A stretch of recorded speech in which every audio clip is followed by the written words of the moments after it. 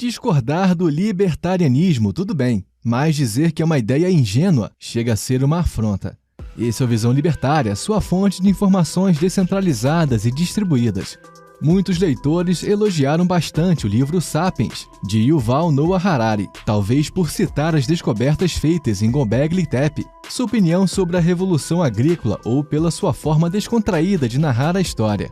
Realmente são textos bem escritos, empolgantes de se ler, algo não muito encontrado em obras de cunho histórico. Por se tratar de relatos que envolvem um desenvolvimento humano, citando fatos históricos, descobertas e pesquisas científicas, a princípio parece ser um compêndio completo sobre o desenvolvimento da humanidade, narrando acontecimentos desde a pré-história até a contemporaneidade.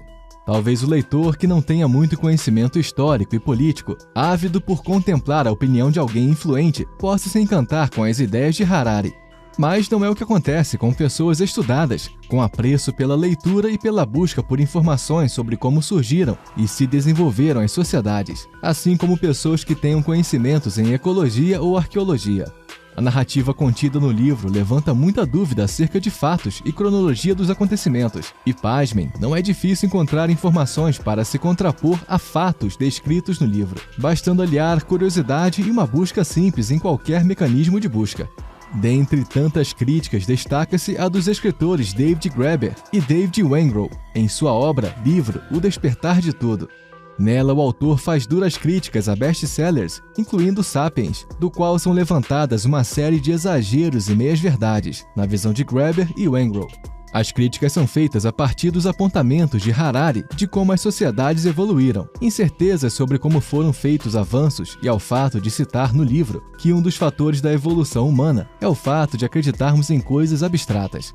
Em entrevista, o autor Wengrow enfatiza a necessidade de historiadores se empenharem em rever escritos antigos, filtrar as narrativas, adaptar estas informações com descobertas recentes, para então escreverem algo significativo. Certamente é um indicativo sobre as aberrações que Harari coloca em seu livro e vende como verdades absolutas. Em vários capítulos de Sapiens, observam-se trocadilhos e piadas proferidas pelo autor, em tese para dar um ar de descontração à leitura. Talvez isso tenha agradado uma parcela significativa dos leitores não muito preocupados em investigar os fatos descritos, confiando no trabalho de um doutor em história. Afinal, atribui-se a um pesquisador seriedade e imparcialidade em um trabalho de pesquisa bibliográfica, uma vez que servirá de fonte de consulta para tantos outros que tiverem contato com sua obra. O fato é que Harari não é arqueologista, mas o leitor não tem essa informação.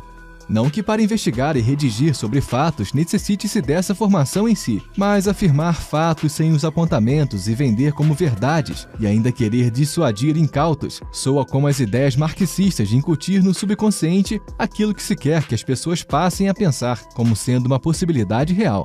Mas aos olhos atentos de historiadores e arqueólogos, não passaram despercebidos os exageros e meias-verdades de alguém que narra a história de forma enviesada e, em muitas situações, referenciando a si mesmo, o que por si só já denota uma profunda demonstração de querer plantar narrativa.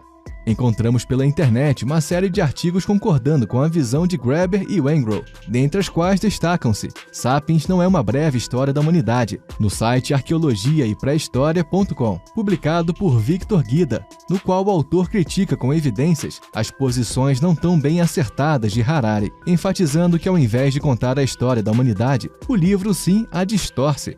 Segundo evidência com referências, o artigo de Victor aponta erros históricos de Harari, cometidos por desconhecimento ou distorções de fatos comentados, mas não aprofundados, dando uma narrativa enviesada, demonstrando uma profunda admiração às práticas colonizadoras europeias.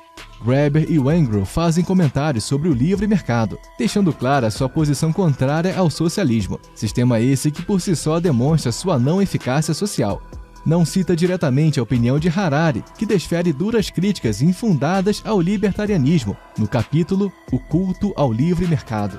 Harari chega a ser ofensivo e leviano à ideologia libertária, quando diz no capítulo 16, abre aspas, em sua forma extrema, a crença no livre mercado é tão ingênua quanto a crença no Papai Noel. Simplesmente não existe um mercado completamente isento de interesses políticos, fecha aspas.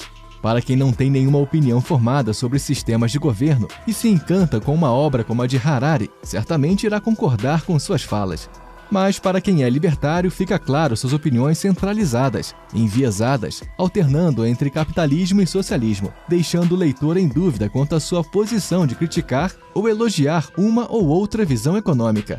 Além de depreciar as ideias libertárias, o autor direciona o leitor ao seu propósito capitalista colonizador, levando o público sem opinião a valorizar algo dito por um estudioso, em detrimento de uma ideia com fortes argumentos. Harari coloca as ideias libertárias como algo incapaz de resolver problemas graves da sociedade humana. Um libertário compreende que não é utopia, embora a humanidade precise de muito empenho e vontade de mudar e proceder a uma considerável alteração no paradigma social atual. A discussão não gira em torno de estarmos certos ou errados, e sim de se colocar a inteligência a favor do desenvolvimento. Algo que não é nem de longe vislumbrado nas sociedades atuais, cujo direcionamento é manter uma cultura de chegar ao poder, não querer mais sair e tentar eliminar todos os que pensam o contrário. Ingênuo é o indivíduo que ainda acha que um monte de engravatados reunidos em um determinado local vai se preocupar com a maioria, uma vez que a história mostra que toda vez que agrupamentos políticos se alternam no poder, o único objetivo é continuar lá, tentando a todo custo se manter e derrubar opiniões contrárias. A narrativa contida em Sapiens de tentar menosprezar o libertarianismo não se sustenta, assim como outros argumentos de cunho enviesado do autor ao colonialismo europeu.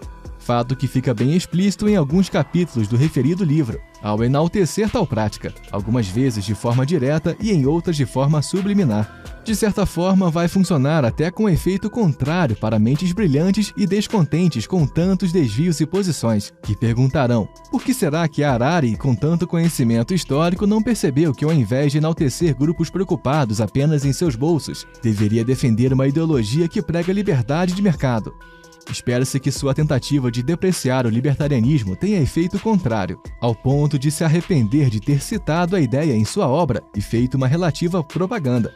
Seria muito interessante saber que muitos despertaram para a causa libertária a partir de perceber a gafe do autor. Já que o livro virou um best-seller, espera-se que seus erros grosseiros levem os leitores a se indagar a respeito do que o autor menosprezou e a se questionar sobre sua posição dúbia entre capitalismo e comunismo, assim despertando a curiosidade em avaliar o que vem a ser a posição de quem defende o livre mercado e a liberdade de escolher o que deve fazer com seus recursos, ao invés de somente serem roubados pelo Estado, que usurpa seus salários dizendo que vai retribuir em saúde, lazer, segurança e tantas outras promessas não cumpridas.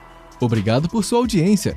Esse artigo foi escrito por Vanderlei TF, revisado e narrado por Paulo Wesley. Escreva artigos você também. Acesse visãolibertaria.com. Se você gostou do vídeo, compartilhe em suas redes sociais.